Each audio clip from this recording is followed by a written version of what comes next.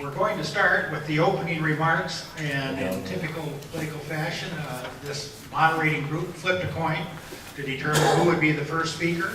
And the first speaker for 3 minutes of remarks goes to Kim Spears. Mr. Spears. Hello everyone, welcome to this forum. I'm happy to see you all here. It shows that all of our society is not sleeping tonight or watching sports.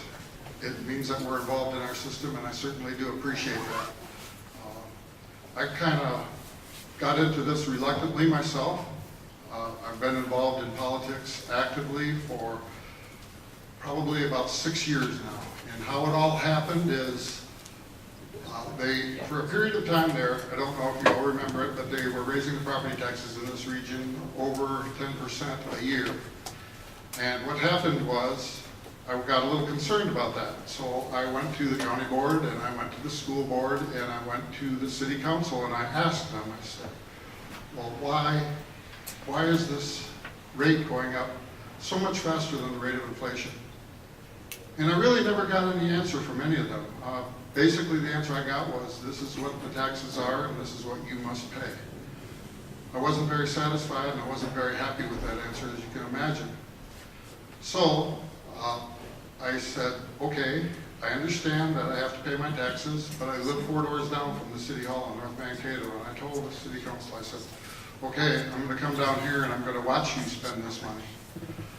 So for 2 years, I sat in the audience, I studied the budgets, I commented where necessary, and I think that I had some effect on some of the decisions that they made from the audience. I was fairly satisfied with that arrangement, but in that time, they decided that they were going to put a 3-minute limit on public comment. I said, okay, well, that's within your purview. You can do that. But I'm going to run for city council. And I ran for city council, and I didn't make it the first time, but I made it the second. Now, I've been on the council for 2 years, and I'm happy to say that last year we did not have a levy rate increase, and this year we're not going to have a levy rate increase. I think we have a very conservative city administrator, which is going to help guide our city through some very difficult financial times that we've had. So I think I've had a lot of success there. I wish to carry this success to the state. I think we all realize that we have a little bit of a divisive government now, and it's really that way for a reason. There are 2 forces working in our country. There are people that have a utopian vision of where we're going, and then there are people that believe in individual rights, such as our founders believed in when they wrote our Constitution so long ago. To reconcile these things is going to be a very difficult thing, and we're not going to turn this ship around 180 degrees immediately, but I think we do need to start turning from the current course. So with that, I'll turn it over to my respectful opponent. Representative Johnson. Well, thank you, and it's good to see so many people here tonight. I agree, it shows a lot of interest in this race. I want to thank the Student Senate and South Central College and Greater Mankato Growth for sponsoring this event. These are important events in the democratic process. I also want to acknowledge Jonathan Ziert. I thought the article in the Sunday's Tribune was really beautiful, and you're kind of an inspiration to all of us, and I want to assure you, and I hope you know that the whole community's got your back, and we're with you, so it's pretty neat. You know, I was elected to public office less than 2 years ago as I won a special election. And those of you who remember, as I campaigned in that election, I campaigned on a stable budget built on fair taxes that invest in the future of Minnesota, and that's what Minnesota needed at that time. And you know what? That's what we did in the last 2 years. And I'm proud of that. We entered the last legislative session having borrowed $2.4 billion from our schools, and we had a deficit of $600 million. And that had been going on 9 of the previous 11 years. We'd had a similar deficit. It's no way to run a state. And I'm proud to report that moving forward, we've added to the rainy day fund, and we worked on a budget that anticipates a budget surplus of $600 million going forward. And we built that on fair taxes, and yes, we did increase taxes. And we increased taxes. The cornerstone of the increase was an increase of taxes on the wealthiest of Minnesotans. It was an increase on the top rate of taxes for those people who take home more than $250,000 a year. only on that part of their income that is above the $250,000 a year. That generated $1.1 billion, which we invested in education. All day, every day kindergarten, early childhood education. We increased the per pupil formula for our schools. We reduced significantly the disparity in funding between outstate schools or rural Minnesota schools and the metro area schools. And then in higher education, at the other end of the spectrum, we froze tuition for all MinSCU students for 2 years. That includes the students here at South Central College. We froze tuition at the University of Minnesota to start breaking the back of those huge tuition increases. And we also significantly increased the student grant for all eligible students. That investment in education will pay off for years to come for Minnesota. We made a step in investing in transportation as we established the Corridors of Commerce program, as we put into statute a program that is focused on roads like the Highway 14, and some of us insisted on a down payment on that program, and we will see the results next summer as we see the 4-lane built to the west end of Nicollet. I'm proud of what we have accomplished, but we need to continue doing these sorts of things. And so that's why I'm running for re-election, to maintain a stable budget for Minnesota, which works for the state in general, and specifically to strategically invest for the future, for all Minnesotans, particularly in education and in transportation.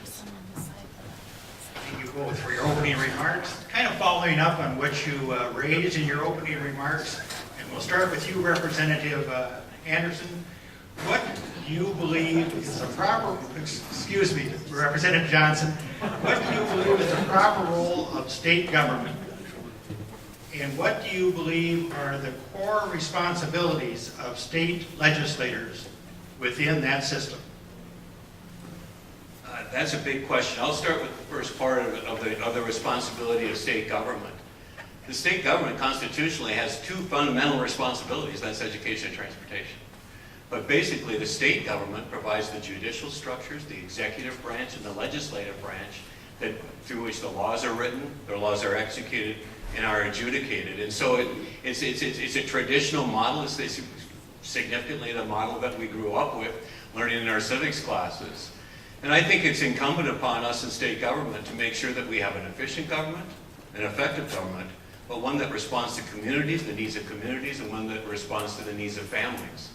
And so that's fundamentally the role of state government. As a state representative, my role is I'm a lawmaker. And so the number one job I have is to participate in the deliberations of the House of Representatives to write the laws that govern the state. That's not a simple job. There's a lot going on there. Embedded within in that position is my responsibility to represent my district, and I work hard to do that. And so it's a matter of listening. As a state representative, it's incumbent upon me to listen to my neighbors, listen to my constituents, learn from them, listen to others in the state, the experts, the many experts that testify before the committees, that teach us about what we can do to make this state a better place, to learn from them, and then incorporate that into the legislation that we move forward.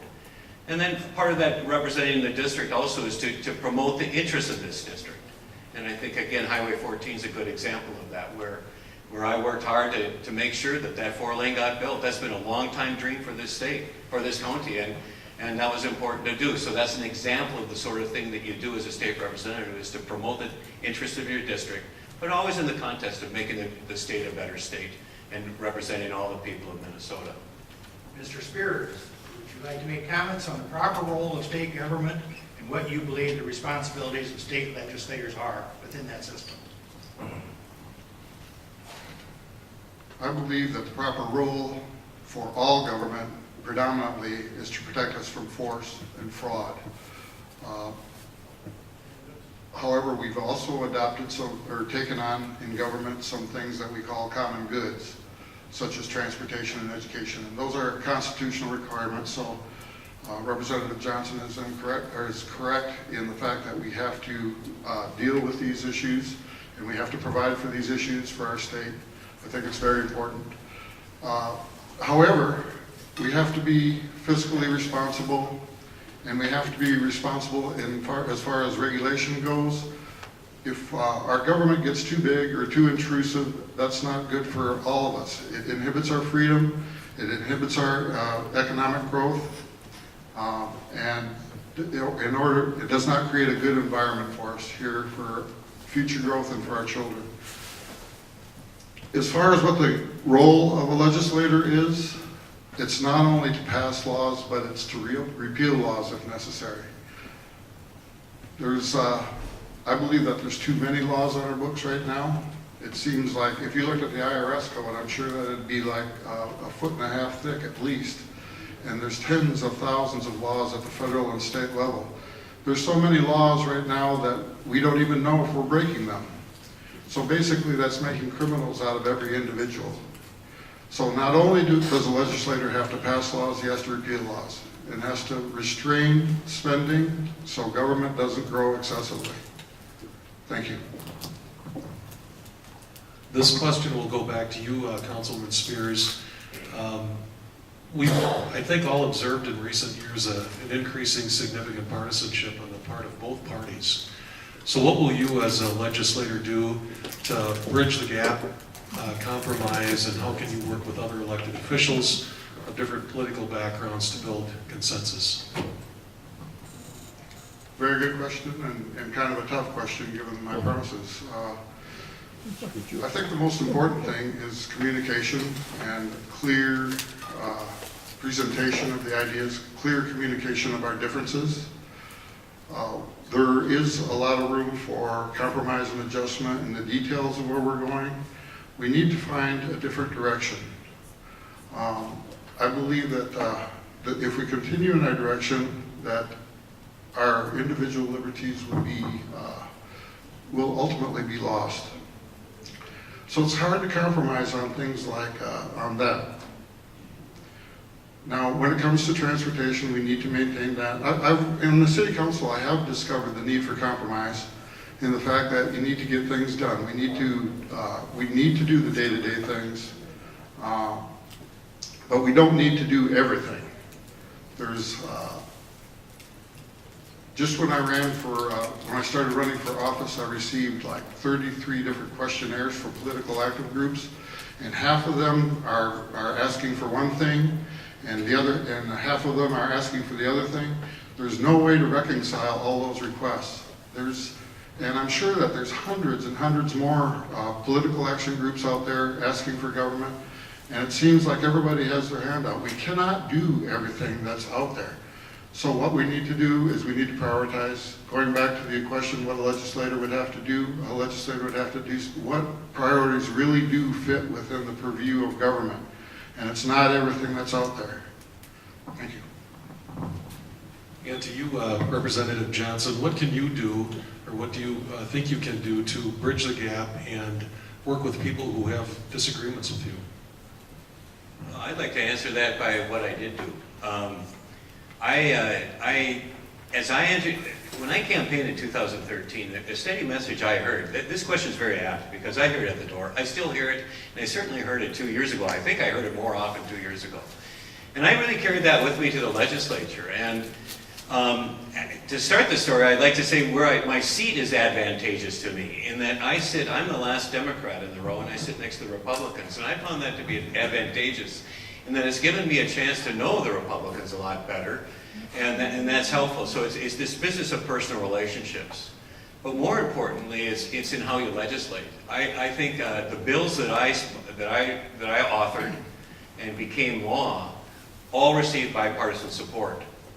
And I work for that bipartisan support. And I'll just give an example whereby I authored a bill that would provide some limited use of GPS monitoring to protect victims of domestic violence. And there was some disagreement over the language on that bill related to underrepresented groups. I thought the language was fine. But my colleagues on the Republican side were uncomfortable with that. So I opted to say, okay, I understand that. I still think it would have been better with that, but that's okay. This bill will still do what we need to do. And I affirmed their views as we wrote the legislation as it passed the House. Furthermore, in the conference committee where we were sitting with the senators and the House members, and as the chair of the conference committee, as it was my bill, again, Representative O'Neill had another issue on related language. And I worked closely with Representative O'Neill and a very veteran Republican staff officer to rewrite that section of that bill so there could be an agreement to fix the language in the bill. And we garnered the support, and that bill got a unanimous vote. It's a matter of listening. It's a matter of being open to other ideas. It's a matter of understanding that, no, you're not always going to get the full loaf. I think in many times the 2/3 of the loaf, or even half the loaf is what you see. I'm older. I had entered this job as an older man. And I want to get things done. And I don't think things get done on either side of the political spectrum. I don't think you advance Minnesota in that fashion. I think the real work in the legislature is done down the middle and bringing people together. And so I'm quite comfortable working with others to reach compromise. That doesn't mean that I shall compromise on every issue. And yes, I have deep disagreements with a lot of the issues that my colleagues on the Republican side have. But that doesn't mean we can't work together and can't work collegially. And I really think my record is that I do that, and I think my Republican colleagues would say that. Changing the subject a little bit, Representative Johnson, if you were elected, what do you believe would be the top 2 or 3 issues in the upcoming session that you would consider a priority? The 2 issues that I mentioned in my opening remarks, education remains a top issue. April and I are beneficiaries of good public educations. We were able to take those public educations and we've established ourselves in good careers. And we're not getting rich or famous or anything, but we've got good solid careers. We own our home. We're able to raise our kids and educate them, and we're looking forward to a stable retirement. I really believe that the base for that comfortable middle-class lifestyle that we've enjoyed, and I think everybody in our district should be able to enjoy, is founded on the education that we had. And so continued investment in education and strategic investment in education makes good sense. And that's why, this region's been leading on early childhood education for longer than I've been here, about 40 years. This region's been really understanding that well and speaking forward on it. It's a major effort for this region. And I was very pleased that the state kind of responded this time, but we need to do more. And we know that if kids are ready for kindergarten, if they're ready for kindergarten, and their grade, by 3rd grade, if they can read at 3rd grade level, good things are going to happen for those kids. If good things happen to those kids, for those kids in education, good things happen for Minnesota. And it also translates up to higher education, where we've been passing the buck. Instead of raising taxes, instead of really funding state government, instead of funding higher education, we've been passing the buck along on tuition. And it's really created an access issue for many of our students. We need an educated population in this state, and that's what moves us forward. The second issue is transportation. Highway 14, whether it be Highway 14 or the country road, a lot of heavy product in District 19A, and we move a lot of goods in the state of Minnesota, and we need a modern transportation system to assure that we have a strong economy moving forward. Councilman Spears. One thing that's come up in my conversations with my constituents is the security hospital in St. Peter. So one of the first issues that I would face would be trying to provide investigations as to why so many employees are being hurt there. It seems like there's massive dysfunction there, and I don't know how we can continue to operate that facility unless we do something about that. On top of that, that would be my major focus. And of course, we have to focus on transportation and education. Transportation, I believe, is important around here. The Highway 14 needs to be finished. And I think we could do that. And I don't think we really need a lot of fancy funding for that. I mean, for the price that we spent for one Senate office building, we could do everything that we needed to do on Highway 14. So I think we need to get our priorities straight on that. And then on education, I have a few other ideas as well. I'm sure there'll be questions about that. But the security hospital needs to be addressed, and the transportation of the building of Highway 14 needs to be addressed for our area. And that's what I would do. Thank you, Councilman. I'm going to follow up by skipping ahead here a couple of topics because you both hit on transportation. And so I want to bring up the Quarters of Commerce funding program that was created in the 2013 session to build capacity and address bottlenecks on important corridors. It's been instrumental in funding our Highway 14 improvements, including the expansion from North Mankato to Nicollet.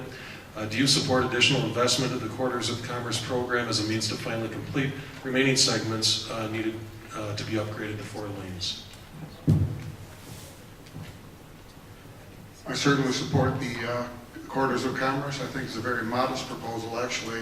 If you look at the dollars that are invested in that, the dollars that were spent on other things, such as the office building and such as the Viking Stadium, I think that we could have done a lot on there and do even more without any additional funding or any imposition on the taxpayers or citizens.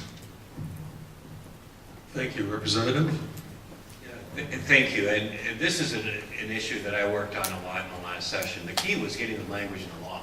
The corridors, if you look at the Corridors of Commerce in the statute, you will see the criteria clearly fits with Highway 14, but there's other roads like that throughout Minnesota. There's a lot of competition to improve the connections between regional centers. I think it's a great opportunity for economic growth in outstate Minnesota in our regional centers, and our roads are going to be key to that, not only Highway 14, but other roads. I really believe that if you think Highway 14 is going to get built without new funding, you're dreaming. And look at the history. It's been going on 40 years. Until we established the Corridors of Commerce program, until Representative Breinert, myself, and 3 of our colleagues sat down with the speaker and said we insist on a down payment on the Corridors of Commerce program, we secured $300 million, not knowing that we would get Highway 14 built, but knowing that we were competitive. And once we secured that funding, we were able to, and we saw the results of that. Okay, I'm not going to promise that I can deliver on Highway 14 being completed to New Ulm, but I will persistently and tenaciously work for funding that gets it to be there. The key is a dedicated source of funding directly for the Corridors of Commerce. Without that, it's clear there's just not enough funding. There's too much money that has to go to just maintain our current system, and it's not realistic to expect that road to be built, and it absolutely needs to be built. We're going to ask a general transportation question and start with you, Representative Johnson. Minnesota's transportation infrastructure faces funding challenges at all levels.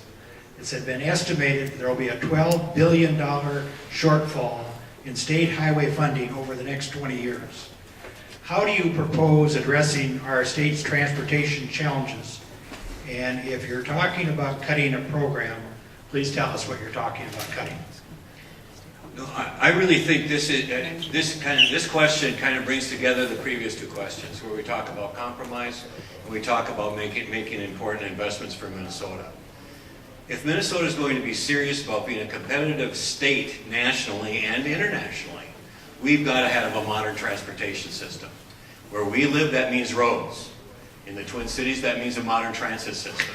And it needs to be a comprehensive approach across the state. I'm glad you quoted the shortfalls. Those shortfalls are well documented. We do not have enough money in the funding stream towards transportation. And therefore, I think this is the year that we have to seriously look at finding a new funding source for transportation. We were unable to do that last year because there was a lot going on. We were dealing with deficits, we were paying back schools, there's a lot going on. But I think there's general recognition across the state that our transportation system is lacking and it needs a new funding source. There's been several mentions. Some states have increased sales taxes. Some states have gone towards a mileage tax. Some states have increased their funding through a motor vehicle, a wholesale motor fuels tax. And there's a number of approaches, and the approach that emerges will emerge through the legislative process. But I will be a voice saying that we need new funding. I will work for that new funding with the caveat that a significant amount of that funding is dedicated towards the Corridors of Commerce, knowing that we will be committed in this region, and also knowing with a commitment that a significant amount of that funding is dedicated towards rural roads and bridges. It's time to rebuild our infrastructure in this state. Let's do that moving forward. Let's make those investments while we can. I think where the economy is healthy, this is the time to invest in transportation. Councilman Spears.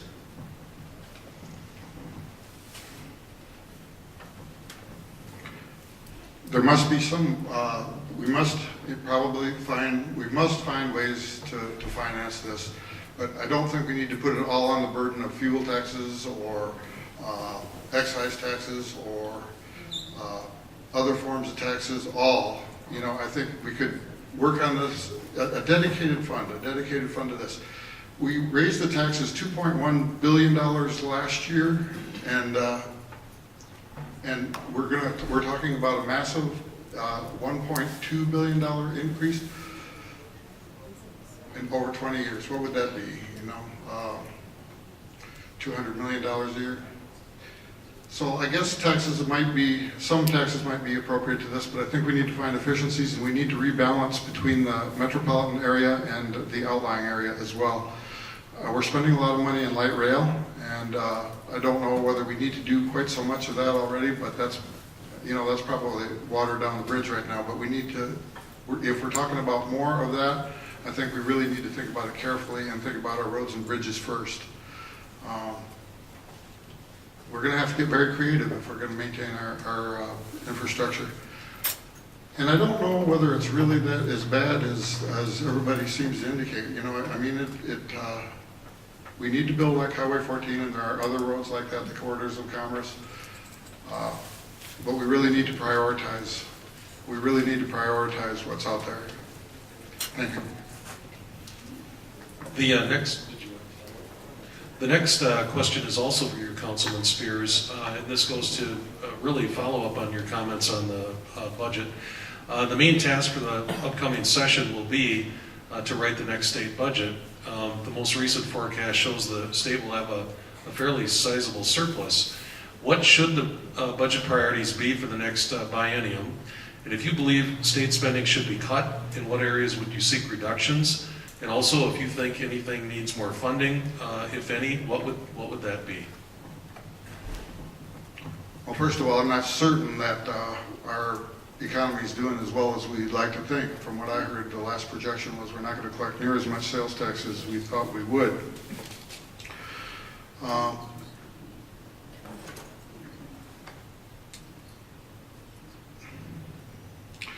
And as far as funding goes, obviously we need to do the transportation funding. So that has to be kind of a priority. As far as things that I would cut and things that I would add, when I've been on the city council, I've come up with an idea of tiered activities. You know, we have tier one, which are benefits that no one can escape of. These are the true common goods. This is things like transportation, and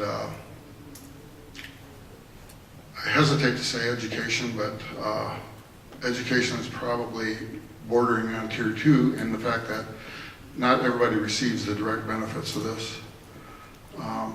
But we do need, it is a constitutional requirement, we do need to fund that. But things like the Viking Stadium, things like the office building, we might have to reel back on things like parks and recreational activities in order to fund the things that are critical to our economy.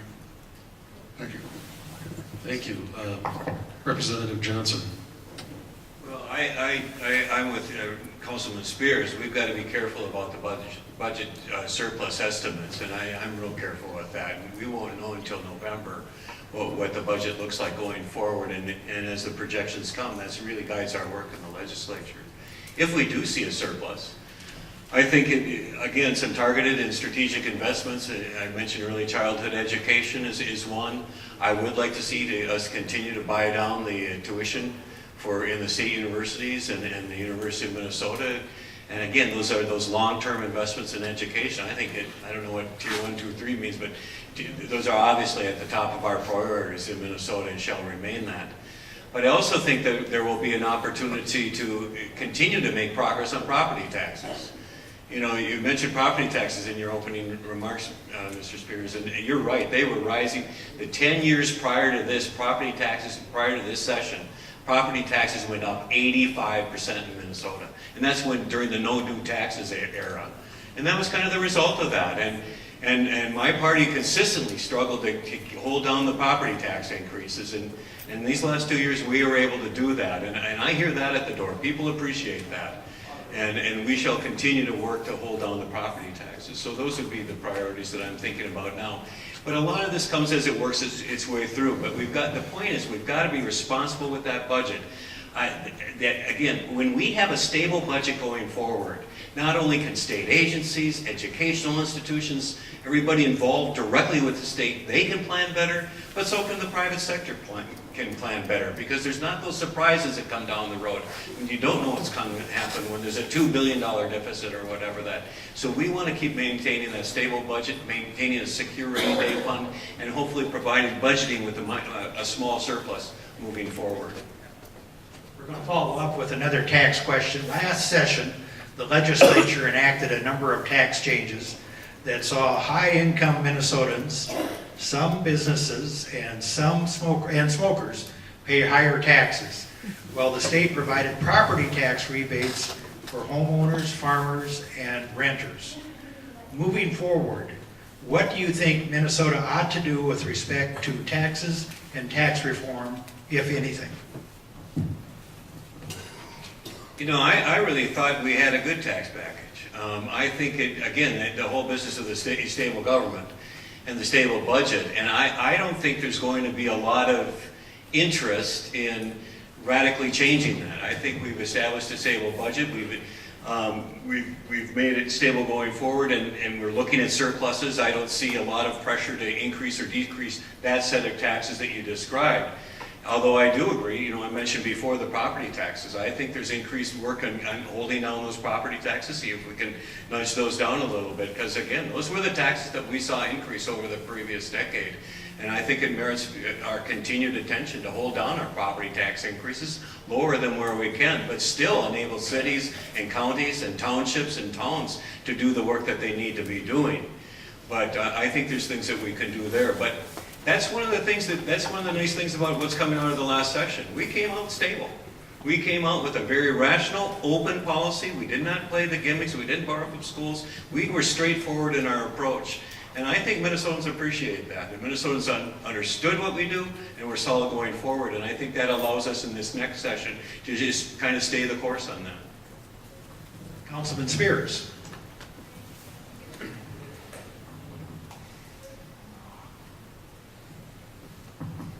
In regards to taxes, Representative Johnson said they taxed the highest income earners, and okay, that's a well that we went to, and I don't hear anything about going backwards with taxes. I only see things going forward and increasing taxes.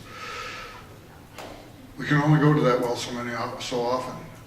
What's high income now is going to be median income the next time around. We're going to wind up dipping in more and more into the middle class taxes to fund our government.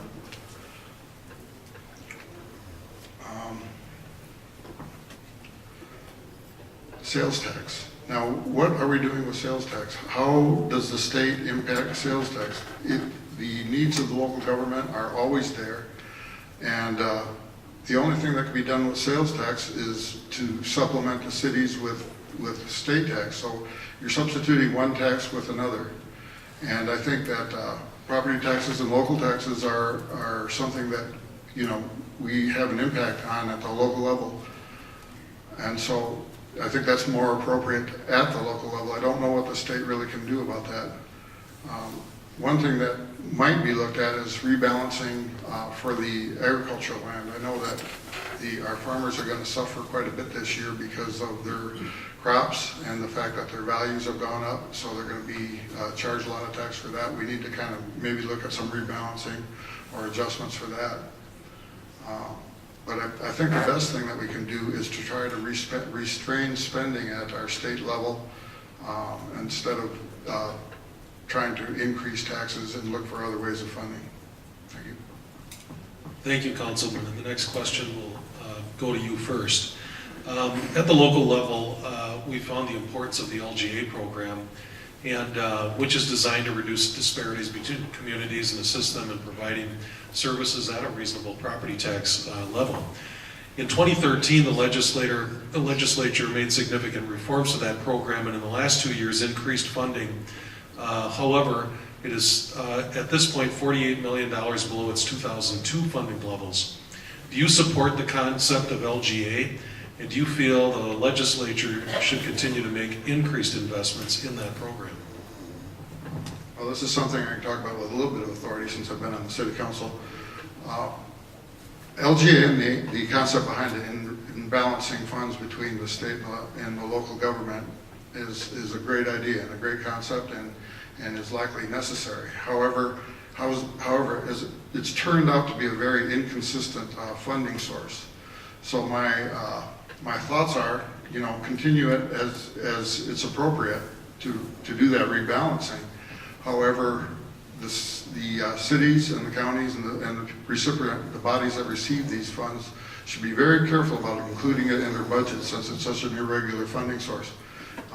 It's fine if you want to do one-time things with it, but definitely you really can't count on it. And on that basis, I would be skeptical of how it's going to be continued, from one year to the next. So it depends on who's in there and what the budget concerns are. Cities, if they're going to be responsible, are going to budget what they have. Thank you. Thank you. And Representative Johnson? Local government aid is fundamentally a program that recognizes that some communities have a much greater property tax base to work with. If you have the mega mall in your backyard, you can generate a lot of property taxes. And a lot of places, and especially in rural Minnesota, don't have that opportunity. And so it's an attempt to even the playing field for Minnesota. And I think one of the most special things about living in Minnesota is that our communities in rural Minnesota are nice. You can live in rural Minnesota and have the services you need, and you can have the strong schools, and you don't have to be in the big city. You don't even have to be in a city the size of Mankato to live a really healthy lifestyle. I grew up in Dakota. I grew up in North Dakota, and I go out to Dakota a lot, and I don't think they share that same sense of really making sure those small towns have that same richness that we do in Minnesota, and that really makes life a lot better. What I said about the property taxes, the reason we were able to hold down the property taxes in Minnesota is in large measure because we increased local government aid. And again, this was a case where rural legislators, and certainly in my party, worked really closely with the Speaker and the leadership to make sure that we established a firm new commitment to local government aid. And we had to fight and claw for that a little bit. And I was proud of that effort. And the result is stronger rural communities, and stronger and a lower property taxes in these communities. So I'm a strong supporter of local government aid. It's a very fair measure to make sure that Minnesotans across the state can enjoy the amenities of life and enjoy the basic services that those in the wealthier communities have. We're going to change a little bit to the area of employee talent. Businesses across our region and the state report that they are having difficulty finding enough qualified individuals to fill their employee roles. What should the state do, if anything, to address this shortage of trained workers in Minnesota? And we'll start with you, Representative Johnson. I've heard that ever since the folks from Greater Mankato Growth walked into my office after I was there about a week, and they said, our number one priority is talent. And I thought, I understand. And as an educator, I understand the value of high-quality talent. And I am increasingly hearing about the challenge of finding capable, trained workers to do the new skilled jobs that we have. I think the example, it's fun to be here in South Central because I think the announcement a couple of weeks ago of that grant, the federal grant that South Central College received was just tremendous. And it's a grant that is designed, it comes from the federal government, but the context I'm thinking of is the state can play a role in these sorts of things.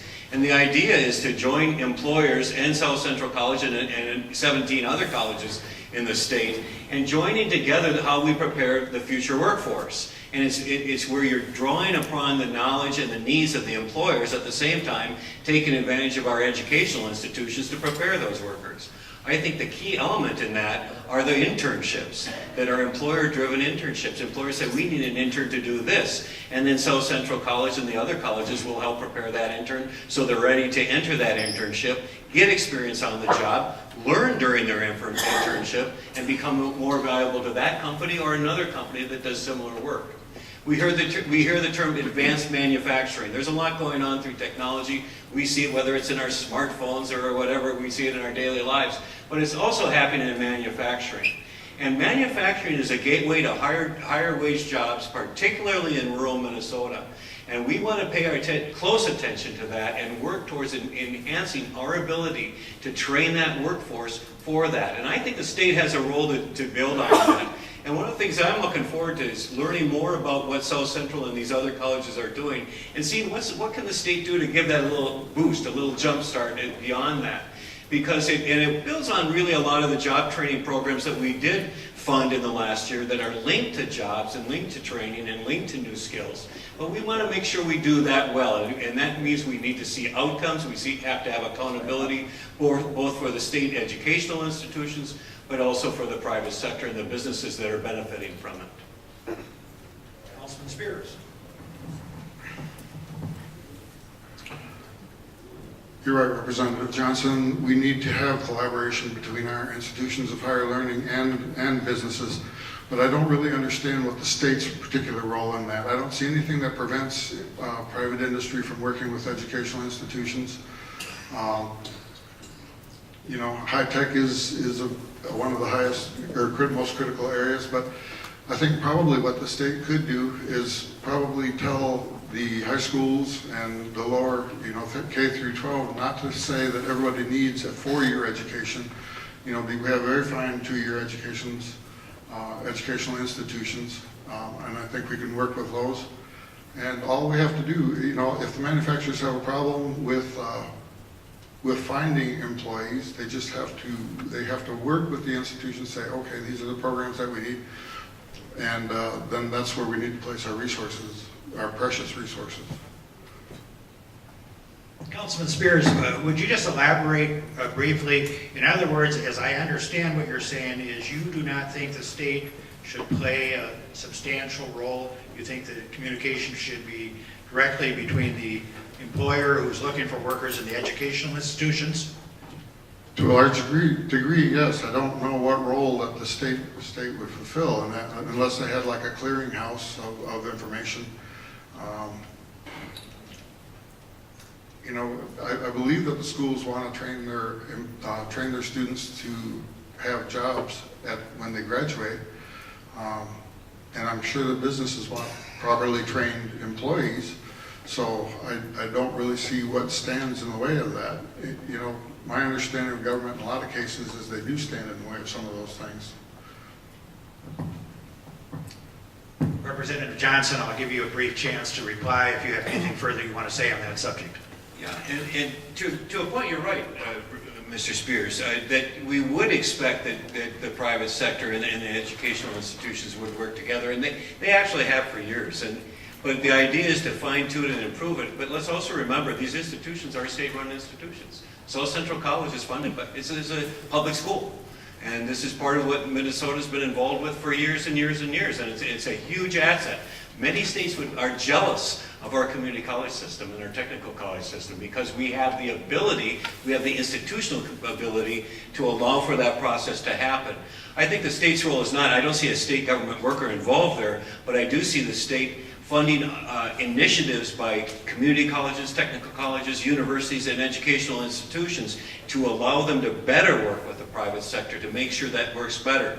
Because there is a dislocation. We read about that. So when there's a dislocation between the needs of workers and the demand for workers, I think there is a role for the state to creatively find a way to bring together the people who can make those decisions, train the workers, and prepare them so we can keep that talent flow going so we can hope to see the economy continue to grow and expand. Councilman Spears, we're going to go back to education for a minute. All right, so 2 years ago, Minnesota legislation provided $79 million in new state funding to essentially pay for the tuition freeze within MnSCU. The freeze is coming to an end, 2015. So what is your view on the MnSCU tuition freeze, and how do you feel about extending it in the future?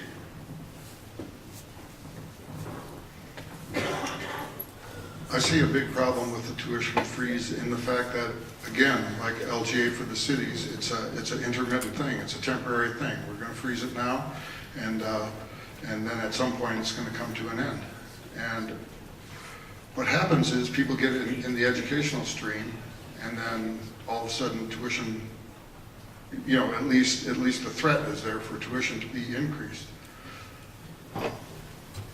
I believe a better solution would probably be a tuition guarantee. So when you entered the institution of higher learning for a degree, if it's kind of a commitment. Okay, the school commits that you are you're going to have a tuition, this tuition, until you graduate, provided you graduate in the according time. If it's a 2-year institution, it's a 2-year guarantee. If it's a 4-year institution, it's a 4-year guarantee.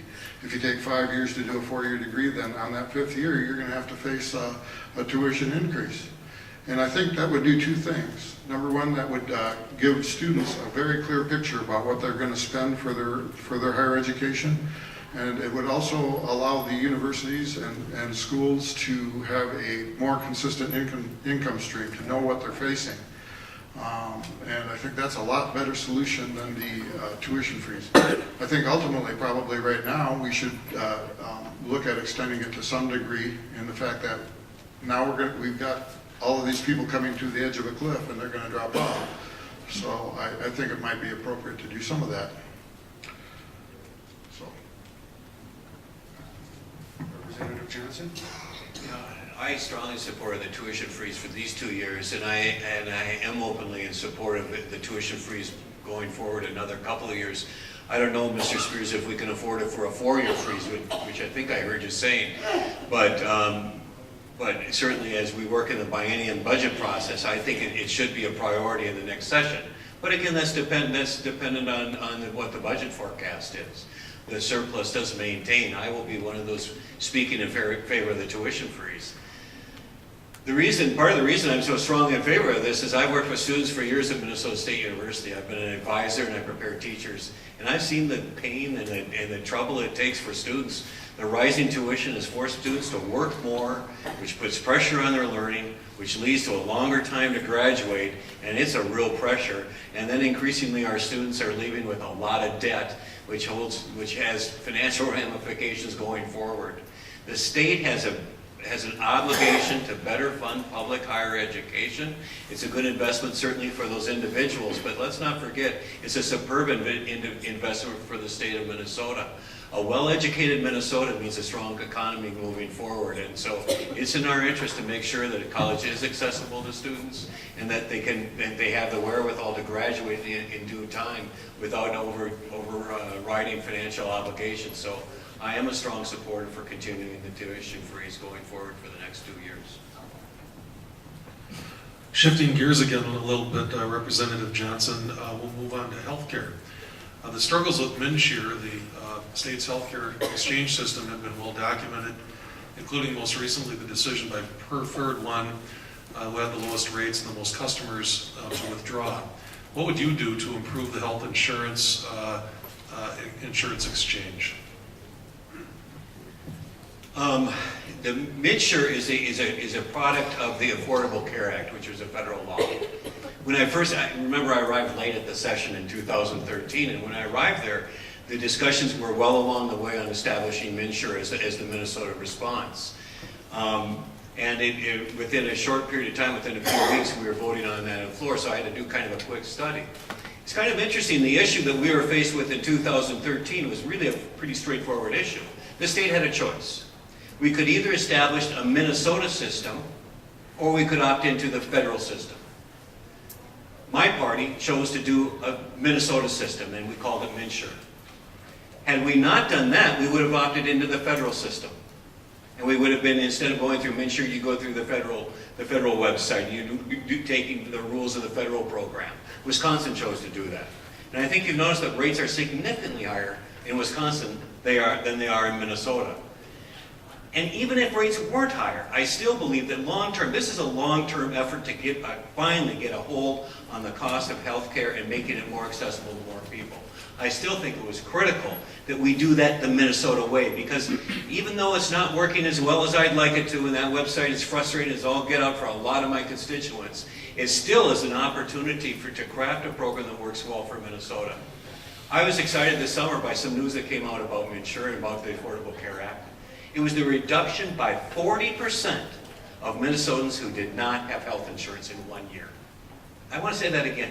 40% of Minnesotans who didn't have health insurance 2 years ago now have health insurance. Those families are healthier. They live better lives. They are bound to be healthier in themselves going forward. It presages more health savings. What we need to do, though, running forward is make sure that we have a competitive health insurance exchange. First of all, the website's got to be fixed. I'm frustrated. I don't know why it can't be fixed. We're going to keep dogging that and keep dogging that until that website works as good as any other website we use. I see no excuses on that, and I think everybody in St. Paul, everybody in Minnesota is frustrated by that. But we've got to continue with our commitment of lowering the number of people without insurance, and we've got to continue making sure that those who are selling insurance on that exchange, as they work through the process of applying to sell on the exchange, are offering quality products that assure that Minnesotans can access health care and access it in an affordable way. Councilman Spears. The Mincher website is an abomination, $160 million, and they can't even get the darn thing to work. And if that's the case with just the website, what is the program underlying this thing like? I know that we had Preferred One that dropped out. It was one of the #1 providers of insurance policies on the website. They were trying to, I guess they were trying to lowball the price, but they dropped out, and all of a sudden things are starting to go up, you know. And it's also, and this relates to the Affordable Health Care Act in general, it's all part and parcel, is the fact that it's driving rates up everywhere. Every kind of insurance that we have, all group rates outside of insure are being driven up by the mandates on this. Personally, the idea of an insurance exchange is a good idea. You know, I mean, there should be a nice marketplace where we could compare rates and buy insurance if we could make the darn thing work.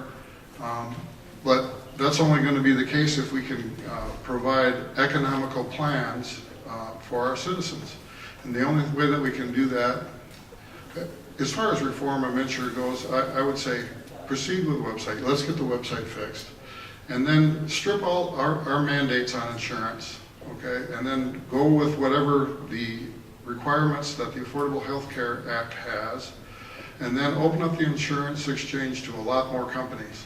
If I'm sure that we're layered, we have mandates, insurance mandates layered on top of the Affordable Health Care Act. So I think that it might be a workable solution, but right now it's a bad situation and it needs to be fixed. Well, we're talking about fixing things related to healthcare. I'm going to go to one of the items that you mentioned, Councilman Spears. What would you suggest that the state do to help correct the Security Hospital in St. Peter in regards to all of their issues? And the question from the audience specifically mentioned protection of the employees. Well, the first thing that we do is we need to listen to the employees. It seems as though the administration at the Security Hospital has ideas for handling these patients that are incompatible with safety of both the residents of the Security Hospital and the employees. And they're not listening to the employees. These are the people in the trenches day by day that have to deal with it. All you have to do is look at the evidence of all of these people being hurt weekly. I mean, there was like 5 people hurt in 1 week. And to know that things aren't working. And it seems as though the administration of the Security Hospital is blaming the employees for all of these problems. If they don't have the tools, if they're expected to, basically coddle these people, there's going to be problems there, and they're not going to be effective in their job. So what needs to be done is we need to have a thorough investigation of what's actually going on there. We need input. I heard there was going to be a panel of patients and parents. Well, that's fine. Let's take their input. But let's get the input of the actual people that are in the trenches and that are working there as far as what the solutions, what solutions they propose. Representative Johnson. When I announced for office in 2013, the very first day I was at a meeting that my predecessor, Representative Terry Morrow, was at, and he made a compelling case that it was absolutely essential that we establish a safe workplace and safe physical environment for the Security Hospital. And I talked with him about it, and I went immediately to work on that, and I'm proud that we were able in this bonding bill to pass a significant allocation to physically rebuild that space, to get rid of there's bad sight lines where you can't see each other. There's commingling of populations that are inappropriate for a safe safe and an appropriate treatment facility. And so that construction will be starting shortly. And that's a critical first step. That's absolutely had to be done. I'm proud that we did that.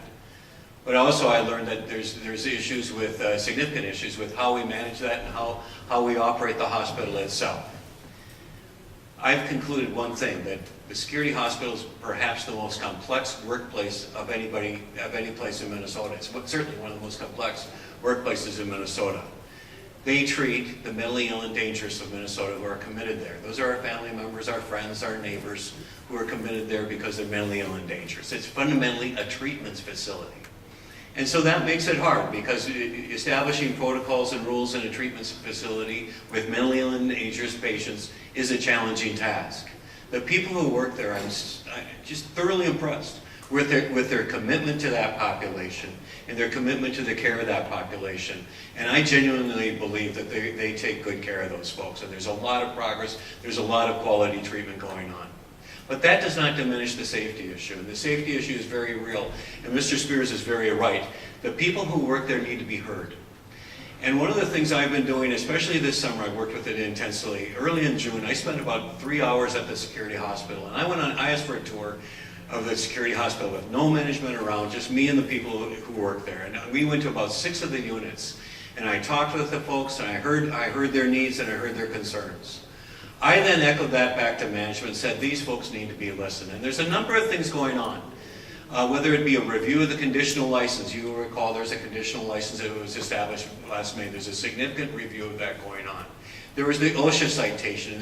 They're moving towards mediation on that. Both of those present an opportunity for the security counselors to be heard, and I've been a voice saying you got to hear them. There was also some very clear things that they need to do right away. One of the things that I heard the workers say was, we don't always have quick access to an RN who can order, RN or further high up professional, who can order a seclusion when a violent situation is emerging. And I thought, what do you mean? You've got to wait. You can imagine a violent situation emerging and they have to wait for permission to seclude that person. And I challenge that, and I am pleased to, and I do understand that they responded quickly to that, and they are now in the acute units assuring that an RN is available for that critical decision. And you can imagine that's a tough decision for that person, which brings in the whole idea of training, and they've ramped up their training, and you can imagine the training that you need to be an effective professional at the security hospital, and that needs to be ongoing. This is a fluid situation. There's not going to be good black and white answers to it. But I agree with Mr. Spears. The employees absolutely have to be heard. Safety is a priority, but fundamentally it's a treatment facility. And we need to make sure it's a secure facility and a safe place for the people who work there, and also for the patients to assure that they can have adequate treatment. And so it's something that I shall continue to working on. It's a dynamic, complex place. But whoever represents this district, as part of our obligation, is to work closely with that, and I shall continue to do that. Thank you, Representative. And the next question will go to you as well.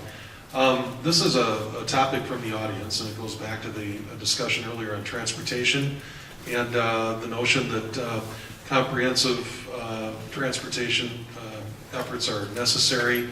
In the Twin Cities, it's more of a transit issue, maybe different in outstate. But with respect to bike lanes and bike space, how would you view how we treat newer, older roads, county roads, and such things with bike lanes? Well, I think, we're standing in a bike-friendly community. Mankato's a bike-friendly community. Bikes aren't just for kids anymore. A lot of my colleagues commute by bike, and it's a good thing. And increasingly, we're providing specific bike lanes for bike lanes on roads, and we see it on our city streets in North Mankato. The street I live on has a bike lane, and it's a safety issue. It designates where the bike should go, and I think there's room for that on county roads too. I don't think we'll ever see a whole lot of a bike traffic jam on the country roads in Nicollet County, but that doesn't mean why we can't mark the road so it's clear where the bikes can go, and the cars defer to that. A lot of us are boaters, and we know that the motorboat defers to the sailboat, and the sailboat defers to the rowboat, and same thing. And as drivers, we know that if we're around a bike, the bike is powered by legs and not by a gas engine, that you defer to that bike, and we can do that. And But we want to encourage biking. It's a good way to transport oneself, and doing that, and particularly in our towns, makes just good sense. And I think Mankato's been creative with it. You know, we've got the River Ramble and we've got other events. I think it's become a real asset for our community. We're a little healthier about it, and it is part of the future, I think, in transportation in Minnesota. Councilman? If all it takes is a little paint, I don't see any problem with painting a bike lane on the roads. If it requires a lot of reconstruction to widen the roads to allow for the lanes, then I would sincerely question that. We have to remember that we live in Minnesota, and at least 6 months out of the year, it's going to be the very rare individual that ventures out on a county road on a bicycle. So you'd have to really prioritize that investment. And I'm going to ask a follow-up question to that. How, if we were to expand lanes and widen roads and add bike lanes, would it be funded from your point of view? I would really hate to use other transportation funds for it, so I would say that whatever, it would have to probably come out of the general fund, as far as I know. I wouldn't dedicate transportation funds for that. You know, the transportation funds are paid for with our gas tax, you know, and the bicyclists really don't contribute back to those roads. So you have to look at who's using it and who's paying for it, basically. So it'd be the general fund item. Thank you, and I'll ask the same question of Representative Johnson. There is some funding for road money that does go towards bike lanes. It's not overly significant, but I think there's just a mix of transportation on our roads, and bikes are part of that. They will always be currently are a small part of it. Mr. Spears, you're right. I don't see a whole lot of bikes out in mid-January on a country road in Nicolet County, but I still think it's a viable form of transportation. It's part of it, and we need to, again, if there's an issue with that coming out of road funding, we do need to find a funding source for it. I think it's a relatively cheap funding source. It's not a lot to paint a road, to paint a bike lane on my city street or on the shoulder, but we need to make clear with it, it's a safety issue, and we want to make sure the drivers and bikers understand what's what, so when they're traveling down that road, that both are safe and there's not any altercations, and so we can promote the bicycling as a viable form of transportation.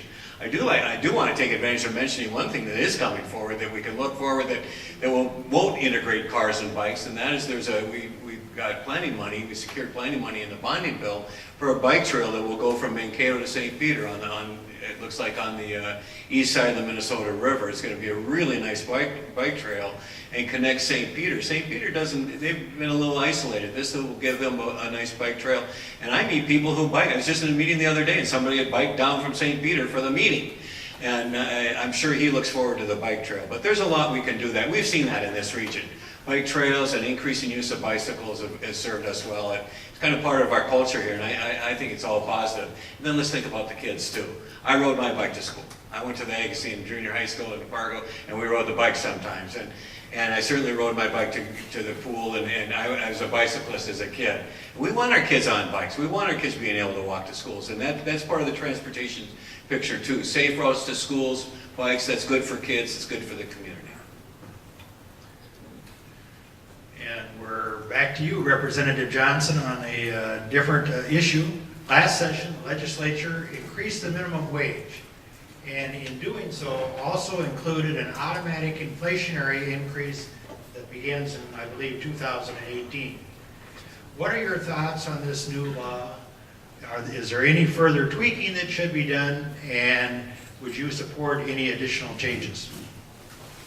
I was proud to vote for the increase in the minimum wage. I'm real proud of that. I was very proud to do that. When I first moved here, I worked for Minnesota Valley Action Council, and I worked with a lot of low-income families. And I saw those families struggling to make it on minimum wage jobs or close to minimum wage jobs, and I saw the struggle that meant for those families. And there's a lot of families struggling to make it in this community. Sometimes we don't notice it, but it's there. We see the poverty level up in Blue Earth County. Raising the minimum wage is the one base step that we can do, and we were fairly assertive with it because the minimum wage in Minnesota was dramatically low, embarrassingly low. And so it will be eventually rising up to $9.50 an hour in a couple of years. I think the inflationary part, or the automatic increases that will match inflation, are a benefit to the way we did that. The problem with the minimum wage is that we establish the minimum wage, and if there is not that increase, that inflationary increase, what happens is it gets stale and old and tired, and about 5 or 10 years later, it's ridiculously low. And then if you're going to deal with it, you've got to give a big jump to it. And it's that dislocation when you're making the jump, just as we are now, that's where you can have some problems, because it's such a change, that fast change. I would think that employers in this region would benefit from knowing where that minimum wage is going little by little over time, so we don't have a situation like we had this year and we had 8 years ago and maybe 12 years before that, where we had to leap it up. But the minimum wage is a basic tool that we can use as a community to make sure that people who are working hard every day, working for a living, can support their families and just live a decent lifestyle. And so raising the minimum wage was definitely, in my mind, the right thing to do. And I also think by increasing that, by allowing for an ongoing increase, it will make it more of a stable factor in the employment picture and allow businesses to plan well into the future. Councilman Spears. On principle, I'm against the minimum wage. I think that it hurts a lot of the people that it is intended to help. In the cities, you know, the minorities in the cities and stuff like that are the ones that need jobs. Our youth need jobs. When you have a starting job, when you can enter the employment world with no barriers, I think that it opens up a world of opportunities. That's how we trained. I started out pumping gas, you know, in a full-service gas station, and I think I was making like $1 an hour, or $2 an hour. And that was hard work, and obviously it was never a minimum wage, but I learned a work ethic there. I never worked so hard in my life, and I learned to prioritize my time and care about people and take pride in my work. And with a minimum wage, I think we throw up a big barrier to a lot of opportunities for a lot of people. And I don't see it, you know, naturally if you're working on a minimum wage, it is an issue. I think that, you know, we need to look at the whole bigger issue of how we handle welfare and minimum wage. I had an interesting letter from the soybean producers, and they said that, well, what our prospective employees are telling us is that we pay too much money, and they can't take the job because they lose their benefits, they lose their SNAP, they lose their Section 8 or whatever the heck it is. So there needs to be kind of an even transition for people to enter the working world there. We need to provide for the people that are at the lower levels, but we also need to provide an entry level into the working world. So I'm opposed to the minimum wage and definitely not automatic raise with the rate of inflation.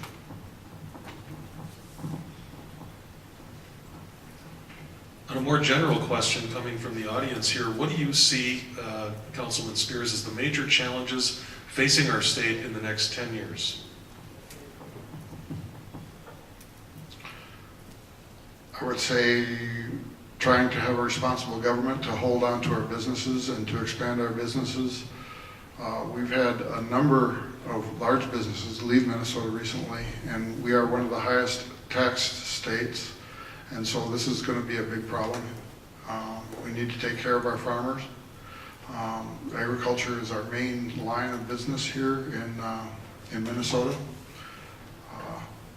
So I would say controlling spending and taxes, and also the regulations. Our regulatory system here in Minnesota is just kind of crazy for entrepreneurial people. It takes so long to get permitting for anything that it's prohibitive. I think we have people going to other states. I see, you know, South Dakota and North Dakota and Wisconsin and Iowa saying we're open for business, and Minnesota, it takes, you know, years and years to get some permitting. Polymet mining, for example, has been out there for many, many years, and that's one industry that we have had historically. We should know how to do that, and we should know how to get that through. So we need to reduce the regulatory system, control our taxes, and allow our entrepreneurs to flourish. Thank you, Councilman. Representative?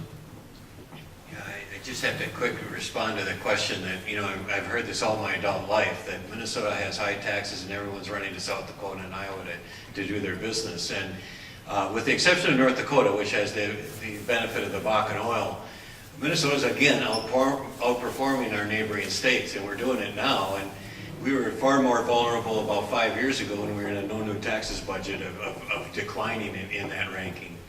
But I think moving forward, we're getting older. I'm one of those, and we have an aging population. And that's going to be a challenge for us to deal with that. That's going to require some creativity on how we serve the elderly population. I think what Vine is doing over in Mankato is a small thing that a community can do to establish a healthier way to address the aging population. But that's going to be a challenge moving forward for the next 10 years. I think for the next 10 years, the land of 10,000 lakes is going to have to face up to some very significant water issues. I think we've been, we've assumed, well, we got 10,000 lakes, we got all that clean water, we're in good shape. Well, it's more complicated than that. It's both in terms of quality of water, but also in terms of quantity of water. And this is a very real thing. I asked to be named to the Legislative Water Commission, and I've been named to that, and I'll be starting that. And we're meeting on October 23rd, and we'll start the work, and our role will be to review the policies and the water challenges facing Minnesota and to suggest legislation. And I want to be a part of that because I just think water in Minnesota is critical and key, and I want to be a part of that discussion and part of the decision making on that. And finally, when I like to do things in threes, I think the third one I think of is the whole issue of mental illness. And we talked a little bit about it with respect to the Security Hospital. But mental illness is an issue, and it's hard for us to get a grasp on that. And I know they're talking about significant reforms. We were in this room a month or two ago where they're seeking input from the community, and they're looking for some significant reforms. And I'd like to say that I hope this community has a loud voice in that, because I think we're doing some good things around here. But that also relates to the cost of health care. And we've got to get our handle on the cost of health care. We need to know more about that. That's what's driving the rate increases. And we've got to figure out how to do that better. And again, the Minnesota solution, I think, opens up opportunities for us to do that. We need to be assertive. We need to be aggressive about that. But by doing that, those are the issues that I think that we need to have our eyes on moving forward in the next 10 years. We're going to throw out one more item that's been raised. What more should Minnesota be doing to promote cleaner energy while ensuring that energy costs remain low? Representative Johnson. Well, Minnesota's done a lot. The renewable energy standard in Minnesota has worked well, and we see the wind power, and we're seeing increasing percentages of renewable energy. And long-term, renewable energy looks cheaper than the traditional old-fashioned energy. You saw the challenge that our neighboring town of Lake Crystal is facing, and that's a huge challenge and a scary one for them. And part of that's because, as I understand it, they're linked into energy contracts that are the traditional large coal producing or whatever facilities for electricity. Scattered site or scattered production of electricity, whether it be through wind or solar, is a way to really get past that. And we're seeing significant. We went in the dark. Talk about energy goes in the dark. Can you imagine that? But then it comes back on. I think when April and I lived in Africa with no electricity. This is awfully sweet. But anyway, my point is that renewable energy really is one of those things that, though it's new and it's changing, but it offers an opportunity. And we're seeing prices come down. And Mr. Spears and I were in a wonderful workshop not too long ago where we learned the cost of solar is coming down. And that's been stimulated partly by the small solar mandate that we had. And I think we've invigorated the process through the renewable energy mandates. It's my hope that the private sector side's seeing the value of this, and we'll see more investment and more involvement. And I think that's where they're going to be making their money in the future. So I'm actually seeing a huge future for it. In fact, to the point where it was suggested on the radio the other day, and it makes some sense, that those companies that are locked into long-term contracts with the large facilities could be at some economic risk, and we as consumers could be too. So as consumers, it's incumbent upon us, our safe option now is to invest in the renewable renewable energy because it will be cheaper long-term and not have that anchor of a long-term contract because it's a lot more flexible. So there's a lot going on. It's one of those exciting areas. Let's make sure the South Central and other schools are preparing the people who can work in this industry and make it a real Minnesota industry. There's opportunity here. Energy needs to be an all of the above solution. However, we can't throw away what our existing infrastructure is. We can't throw away our coal, we can't throw away our natural gas. Currently, we're seeing a situation right now where our power plants are short of coal because of a rail situation, which probably bodes to the point that you need a distributed method of energy production. However, it is so far the cheapest and most efficient way that we have of producing energy for the majority of our population. Most of it comes from there.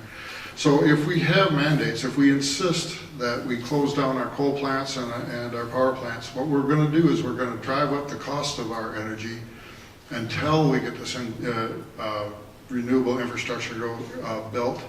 And I think we'll always need some of the coal and some of the natural gas power plants, because face it, you know, when the wind doesn't blow, there's no energy from wind, and when the sun doesn't shine, there's no energy from that. How do you store that energy? How do you even out the peaks and valleys? So we need to have an all of the above solution. I don't think necessarily mandates are the answer. Maybe mandates to get things seeded and running are good, okay, but we've done that. We've been there. You know, we don't need to increase the mandates. Let the private market take over right now,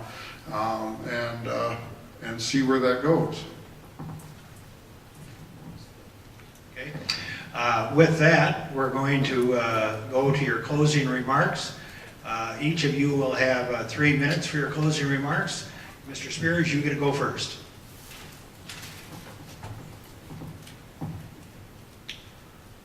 As I said before, we're really facing at a base philosophy a dichotomy here of where we're going to go. We're going to go with bigger government, or we're going to go with smaller government with more individual liberty. The trend is for government to grow and liberty to yield, and we need to be aware of this and cautious of this. You know, I look at the national debt, $17.8 trillion and growing every day. You know, you say, okay, well, what's the state representative do about the federal debt? I think we're all responsible for the federal debt. At some point, this bill is going to come due and we're all going to pay. I mean, at the city level, we wind up spending federal funds. At the state level, we wind up spending federal funds. And like I said before, everybody's hand is out for all of this money. So we need to find a way to turn the ship around. We can't turn it around immediately. You know, we can't just dump everybody off the welfare rolls. We can't, we can't stop renewable energy. We can't stop building roads, and we can't stop funding education. But we can look at alternatives, you know, private market and individual alternatives for these things. And I think that's where we need to go. Representative Johnson. I want to thank you all for sitting through this debate. I hope you have learned a lot and know and helped decide who to vote for and that sort of thing. I want to thank you, Mr. Spears, for a respectful debate. And this is part of the electoral process. I have a deep, abiding love of our democracy. And these sorts of forums and the electoral process is a fundamental part of that democracy, and so is the legislative process. And so I'm really honored to serve as a state representative and be part of that at that level. April and I moved here 32 years ago, and it was the best move we ever made. We fell in love with this community. And the reason we fell in love with this community was that we saw this as a place where we could raise our daughters in a really healthy place. And this is a healthy place. This is a healthy place because we know how to work together, we know how to care for each other, and we know how to get the job done and do it right. And you see countless examples. I'm just thinking of a few. One is I'm totally impressed with what the United Way Foundation is doing in its focus on early childhood development. And their efforts across the town are really significant. It's little things. I'm thinking of the clubhouse on Minnesota Avenue in St. Peter, the Power Clubhouse, which is a place where mentally ill people can go and socialize and get some programming and be with other folks. And it's a relatively cheap alternative. And this is something, these clubhouses are something we have in our region.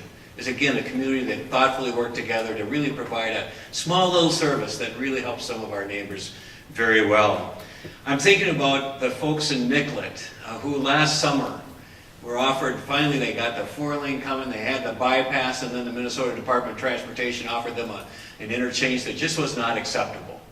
And those folks just organized immediately. They harnessed the resources they had, including me sitting in the legislature, and we lobbied, and we talked to MnDOT, and we talked to the governor, and the governor and MnDOT agreed with us, and they're going to build a full interchange. It's that kind of energy, that kind of working together, that really makes this a remarkably special place. And it starts with care, and it follows through with working together. So I consider myself the legislative partner for that in the legislature. And I can tell you story after story where I've tried to help this community grow, my district expand, advance the interests of my district, but certainly within the context of making Minnesota a place where we can have those stable budgets, where we can invest in the future, and really make this a better place for all Minnesotans. So I'm asking you for your vote tonight. I'm asking for your vote so I can continue to get the job done and do it right and build on the progress we've made over the last couple of years. Thank you very much. On behalf of GMG and the South Central Student Senate, we want to thank both of the candidates for the House of Representatives for appearing tonight. And we want to thank you in the audience for coming out and showing your interest. And with that, we can give the candidates a round of applause.